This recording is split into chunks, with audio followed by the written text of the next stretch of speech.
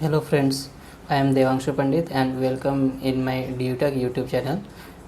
पिछले वीडियो में हम लोग देखे थे कि DH22 जो सेंसर है उससे आर्डिनो का कोड हम लोग किए थे नोड MCU से, ठीक है, जिसमें हम लोग का रियल टाइम डेटा आ रहा था, ठीक है, थिंगस्पीक API में।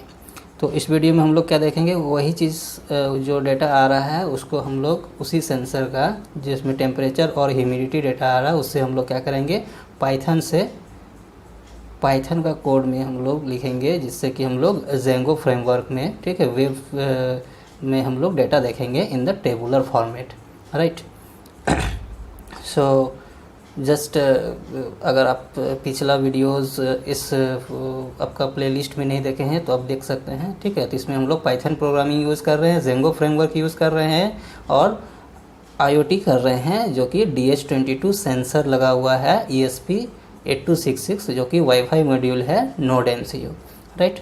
देखिए ये कोड है, इससे हम लोग डेटा देखे थे ऑलरेडी। ये थिंगस्पीक का API में हम लोग का डेटा आ रहा है, ठीक है। दो हम लोग फील्ड है, एक फील्ड बनाए थे जिसमें दो फील्ड है, फील्ड 1 फील्ड 2, एक में टेम्परेचर दूसरा में ह्यूमिडिटी, ठीक है।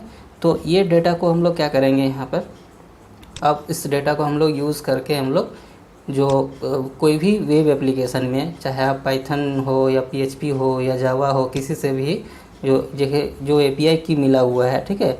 ऑलरेडी ये देखे भी थे हम लोग का रीड API की है, राइट API की है, थिंगस्पीक का है। तो उस अकाउंट से हम लोग जो API की क्रिएट किए थे, इससे हम लोग ये इस तरह का आउटपुट आपको फाइनली कुछ दिखेगा कोड करके। थिंगस्पीक का हम लोग URL डाल देंगे और यहाँ पर शो में क्लिक करेंगे तो करंट डेट टाइम के साथ आपका डेटा दिखेगा इन द टेबुलर फॉर्मेट में। आप इसके बाद इसको एक्सपोर्ट भी कर सकते हैं, ठीक है। डेटा जो भी यूज़ करना है तो करंट डेटा आपको दिखेगा। तो एक तरह से आपको प्रोग्रामिंग भी आप इसमें सीखेंगे, ठीक है, IoT भी सीखेंगे। और तो जो करंट डेट टाइम है, करंट टाइम स्टैम्प के साथ आपको डेटा मिलेगा, ठीक है। यहाँ पर हम वेब डिज़ाइनिंग नहीं सिखा रहे हैं कि how to design a website, ठीक है। जस्ट आपको ये वेबसाइट आता है और क्राउड फंक्शनैलिटी आपको आता है कोई भी चीज़ में। तो ये एक ऑलरेडी ऐप बनाए थे, ठीक है। इस प्लेलिस्ट का जो ऑलरेडी चल रहा था उसी में हम लोग कर लेते हैं एक डिज़ाइंगो क्रूड नाम का, जिसमें हम लोग का ये ऐप है डेस्कटॉप में रखा हुआ, राइट। अब इसको हम लोग चलिए कोई भी एडिटर में ओपन कर लेते हैं, पाइचार्म में या तो फिर विजुअल स्टूडियो कोड अभी यूज़ कर रहे हैं, ठीक है। तो जस्ट एक बना हुआ है, एक हम लोग क्या बना देते हैं, एक बार ओवरव्यू कर लेते हैं जस्ट, ठीक है। settings.py है जिसमें डिज़ाइंगो एप्लीकेशन का जितना भी सेटिंग्स है, जैसे कि डेटाबेस वगैरह, उसका रहता है। URLs में हम लोग जस्ट क्या किए हैं कि इसमें देखिए ऑलरेडी जो 3-4 URLs बना हुआ है, क्योंकि स्टूडेंट मैनेजमेंट सॉफ्टवेयर का जो एक बनाए थे जिसमें हम लोग का, ठीक है, ये मेन URL है और एक स्टूडेंट नाम का एक ऐप है, ठीक है।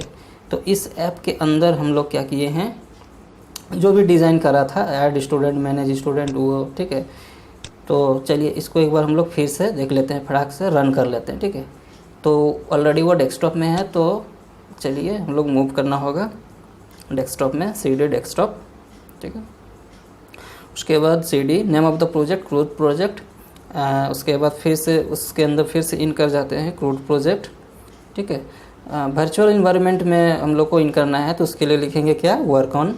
तो work on name of the virtual environment, इसमें हम लोग वर्चुअल इन्वायरमेंट क्रूड नाम का यूज़ कर रहे हैं, राइट। अब इसको रन कर लेते हैं, पाइथन manage.py रन सर्वर, इस कमांड से हम लोग जेंगो प्रोजेक्ट को रन कर लिया, ठीक है। ये रन हो रहा है आपका। इसके बाद हम लोग क्या करते हैं, इसमें हम लोग टाइप कर लेते हैं localhost:000, जो लोकल होस्ट से हम लोग का खुल रहा है, ठीक है। देखिए ये ऑलरेडी बना हुआ था आपका ऐड स्टूडेंट, मैनेज स्टूडेंट। ये प्रोजेक्ट अगर आपको चाहिए तो गिटहब में अपलोड कर चुके हैं, इसमें आपको मिल जाएगा real time data from ThingSpeak API, ठीक है। देखिए ये एक जस्ट क्या किए हैं कि एक पेज बना दिए हैं और जिसमें एक टेक्स्ट फील्ड बनाए हैं URL डालने के लिए, कस्टम URL, चाहे आप कहीं से भी डेटा आ रहा हो। तो ये कस्टम URL डालने के लिए एक टेक्स्ट फील्ड बना चुके हैं और इसमें हम लोग ओपन URL में क्लिक करेंगे तो देखेगा उधर आपका न्यू टैब में, और शो में क्लिक करेंगे तो हम लोग का टेबल में वो डिस्प्ले होते जाएगा, ठीक है। तो ये किया हुआ है। उसके लिए सिंपल सा कुछ नहीं किए, एक पेज डिज़ाइन कर दिए हैं, ठीक है। स्टूडेंट नाम का ऐप के अंदर हम लोग क्या किए हैं, देखिए व्यूज़ में फंक्शन लिखते हैं, पता है, ठीक है। तो व्यूज़ में एक पेज जस्ट डिज़ाइन कर चुके हैं, सॉरी एक फंक्शन लिखे हैं। तो ऑलरेडी ये पहले से लिखा हुआ था, add student, manage student, edit student, delete student. तो एक और फंक्शन बना दिए हैं जिसमें डेटा फ्रॉम थिंग स्पीक, ठीक है, जिसमें से एक टेम्पलेट को कॉल कर रहे हैं, यानी कि HTML पेज को हम लोग कॉल कर रहे हैं data from thing speak API, ठीक है। अब इसमें सिंपल सा एक डिज़ाइन है जिसमें हम लोग डिज़ाइन में क्या किए हैं, जैसे कि देख रहे थे आउटपुट में एक URL लिए हैं, तो एक URL बना दिए हैं। और जो कस्टम URL हम लोग यहाँ पर ऑलरेडी वो वैल्यू में पुट कर चुके हैं, बट यहाँ पर कोई भी कस्टमाइज़ कर सकता है।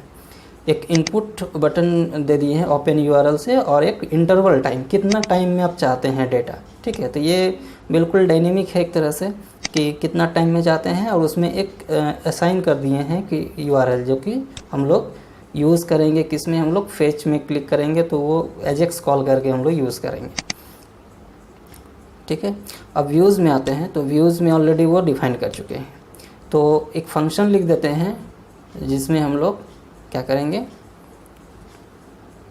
वो डेटा फेच करेंगे, ठीक है। तो फंक्शन का नाम दे देते हैं def fetch underscore data from thing speak, ठीक है, API या तो फिर थिंग स्पीक जो भी दे देते हैं, ये फंक्शन बना देते हैं। ये फंक्शन क्या करेगा, जब भी हम लोग शो बटन में क्लिक करेंगे तो वो पर्टिकुलर बटन में क्लिक इवेंट से एक एजेक्स कॉल करके ये डेटा फेच करेगा, ठीक है। कैसे करेगा, तो यहाँ पर हम लोग लिख देते हैं सपोज रिटर्न जेसन रिस्पॉन्स, और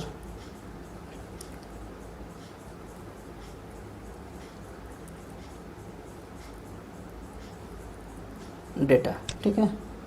अब डेटा हम लोग क्या है, डेटा तो अभी कुछ है नहीं, ठीक है। तो डेटा अभी हम लोग लिखेंगे, ठीक है, कि कैसे हम लोग फेच करेंगे।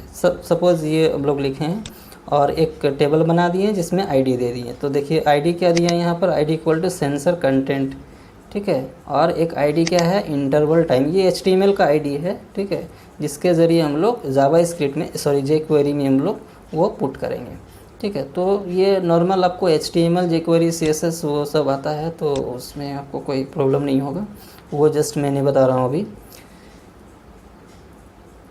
अब देखिए इसमें क्या करते हैं,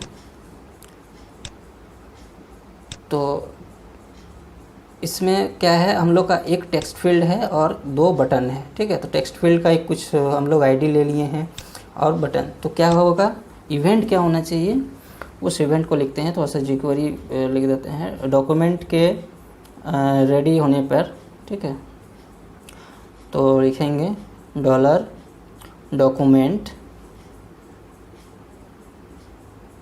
dot ready function, document ready, that means page जैसे ही लोड होगा तो वो क्या होगा, डॉक्यूमेंट रेडी फंक्शन, ये जो कि लिख दे रहे हैं, ठीक है।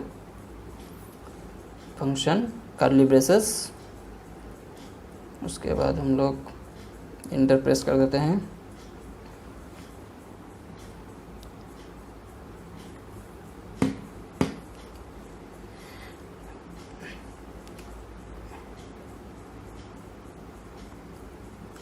डॉलर क्या होना चाहिए कि उस पार्टिकुलर शो बटन का नाम क्या दिए हैं, BTN_शो, ठीक है। इसका ID जो है, तो बटन के शो में क्लिक होने पर तो $हैश के साथ लिखेंगे क्योंकि ये ID है, BTN_शो डॉट क्लिक, ठीक है। उसके क्लिक इवेंट में क्या होगा, एक फंक्शन लिख देते हैं, फंक्शन का नाम, ठीक है, सॉरी फंक्शन लिख दिए। अब इसमें हम लोग क्या करते हैं,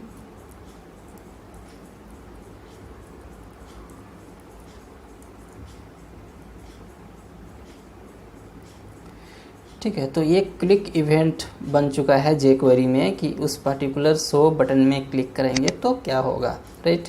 अब शो बटन में जैसे ही क्लिक करेंगे तो हम लोग क्या करेंगे, सबसे पहले उस URL को फेच करेंगे, ठीक है। देखिए यहाँ पर एक ऑलरेडी हम नोट्स बना चुके हैं, ठीक है। इसको आपको लिंक का डिस्क्रिप्शन में आपको मिल जाएगा। इसमें क्या करना है कि शो बटन में क्लिक करने से क्या होगा, एजेक्स कॉल हो रहा है, ठीक है, शो बटन में क्लिक करने से। और हर एक सेकंड में डेटा को फेच करके एक एजेक्स कॉल करके डेटा शो करेगा, ठीक है। और डेटा शो करके वो जैसे ही सक्सेस में जाएगा एजेक्स का तो वो फिल कर देगा, टेबल में वो अपेंड होते रहेगा, बस डेट्स इट, और कुछ नहीं इसमें। तो वो पर्टिकुलर n सेकेंड इंटरवल में, और इसका पाइथन का जो फंक्शन है एजेक्स कॉलिंग के लिए उसका भी ऑलरेडी ये फंक्शन लिख दिए हैं, ट्राई कैच के अंदर है अगर डेटा रहेगा तो, ठीक है। पिछला वीडियोज़ में जो नोड MCU का कोड है वो DS22 सेंसर जो कि थिंग स्पीक में आ रहा है वो भी आपको इसमें मिल जाएगा, ठीक है। खैर थोड़ा सा हम लोग कोड को समझ लेते हैं, ठीक है। मेन है आपको कोड समझना। तो जैसे वो ओपन URL में क्लिक करेंगे तो न्यू ब्राउज़र में वो आपका जो URL ओपन होता है वो आपको दिखता है, ठीक है। जैसे कि ओपन URL में क्लिक किए तो जो हम लोग चाहते हैं कि नहीं डेटा आ रहा है कि नहीं, तो वो देखने के लिए उसके लिए एक फंक्शन बना दिए, ठीक है। जस्ट वो एक URL विंडो डॉट ओपन कर दें, ये तो jQuery का अपना है। शो बटन में क्लिक करने से क्या होगा, पहले क्या कर रहे हैं कि इंटरवल टाइम को निकाल रहे हैं, और क्योंकि वो सेकंड में है तो उसको मिली सेकंड में 1000 से कन्वर्ट कर रहे हैं, मल्टीप्लाई डेटा निकाल रहे हैं। और किस URL से कॉल करेंगे वो निकाल रहे हैं, और जेसन URL निकाल रहे हैं जिसमें हम लोग क्या करेंगे कि उसका URL क्या है जो कि ऑलरेडी डिफाइन किए हैं। सेट इंटरवल jQuery का फंक्शन जो है वो पर्टिकुलर n सेकंड में, यहाँ पर ये मिली सेकंड में रहता है। तो अगर 10 देंगे तो 10 इंटू 1000 मिली सेकेंड्स में वो उतना टाइम में हर एक बार ऑटोमेटिक कॉल होगा ये, ठीक है। तो ये कोड इसके लिए है। अब उसके लिए हम लोग क्या कर रहे हैं, उसके अंदर एजेक्स कॉल कर दे रहे हैं, ठीक है। एजेक्स कॉल करके लिख दे रहे हैं, URL भेज दे रहे हैं, और ID से भेज रहे हैं हम लोग जो URL, मतलब जो थिंगस्पीक का जो URL है वो API का URL हम लोग भेज रहे हैं, और उससे हम लोग डेटा अपेंड कर दे रहे हैं। जैसे डेटा आएगा तो टेबल का जो बॉडी है ये बॉडी में हम लोग अपेंड करते जाएंगे, ठीक है। टेबल का बॉडी में result dot date first field है, सेकंड फील्ड में क्या है डेटा का रिजल्ट डॉट टेम्परेचर टेम्प के लिए, और डेटा का रिजल्ट डॉट ह्यूमिडिटी जो ह्यूमिडिटी सेकंड पैरामीटर है उसके लिए, राइट। तो ये सिंपल जो है jQuery का फंक्शन है, फंक्शनलिटी jQuery का लिखे हैं। मेन आपको समझना है कि यहाँ पर हम लोग व्यूज़ में जो फंक्शन लिखे हैं, यहाँ क्या किए हैं, एक URL लीव डॉट रिक्वेस्ट जो URL को रीड करता है, एक लिस्ट बना दिए हैं टपल, और उसमें हम लोग डेट को फेच करके डेट का फॉर्मेट चेंज दे दिए हैं, और इस जो पर्टिकुलर थिंगस्पीक का URL से जो डेटा आ रहा है उससे डेटा वो रिट्रीव हो रहा है, ठीक है, URL से। अब उस URL से क्या होगा कि आपको डेटा में हम लोग लिस्ट में क्या कर दे रहे हैं, सॉरी डिक्शनरी में हम लोग अपेंड कर दे रहे हैं डेट को, और फील्ड 1 और फील्ड 2। अब यहाँ पर देखिए फील्ड 1 क्या है, ये देखिए चैनल है, ये फीड्स है, तो फीड्स में 0 1 2 एरे है, तो 1 नंबर एरे का जो है फील्ड 1 को हम उठाना चाह रहे हैं, और फील्ड 2 को, ठीक है। अब 0 को भी उठा सकते हैं, कोई दिक्कत नहीं। तो फीड का 0 और 1 का फील्ड 1 और फील्ड 2 को हम लोग उठा रहे हैं डेटा का, ठीक है। अगर नहीं रहेगा तो हम लोग कर दे रहे नो डेटा, और ट्राई के अंदर ये है, अगर ये मिलता तो ठीक है, अदरवाइज एक्सेप्शन में यहाँ पर हम लोग नेटवर्क एरर लिख दिए, ठीक है। रिजल्ट में हम लोग लिस्ट में वो डाल दिए हैं डिक्शनरी में, ठीक है, और जेसन रिस्पॉन्स कर दिए, तो वो जेसन में वो रिप्लाई हमेशा मिलेगा। अब जैसे यहाँ पर हम लोग देखिए एक बार फिर से टेस्ट कर लेते हैं, सपोज 20 सेकंड में डेटा चाहिए या 5 सेकंड में, जो भी है सो कर देते हैं। तो यहाँ पर हम लोग का हर एक 5 सेकंड में वो एजेक्स कॉल करके डेटा लाएगा और URL से, और यहाँ पर हम लोग दिखेगा। तो ये एजेक्स कॉलिंग का भी फंक्शनलिटी आप समझ गए। आप कोई भी डेटा हो, आपका ज़रूरी नहीं कि थिंगस्पीक का, कोई भी डेटा आप ला सकते हैं। यहाँ पर थिंग इंस्पेक्ट एलिमेंट करके कंसोल में भी देख सकते हैं, ठीक है। डेटा आ रहा है जो कंसोल किए थे रिजल्ट में आपको मिल जाएगा, ठीक है। तो ये फुल फंक्शनलिटी है। अगर आपको और भी जानकारी चाहिए तो कमेंट कीजिए।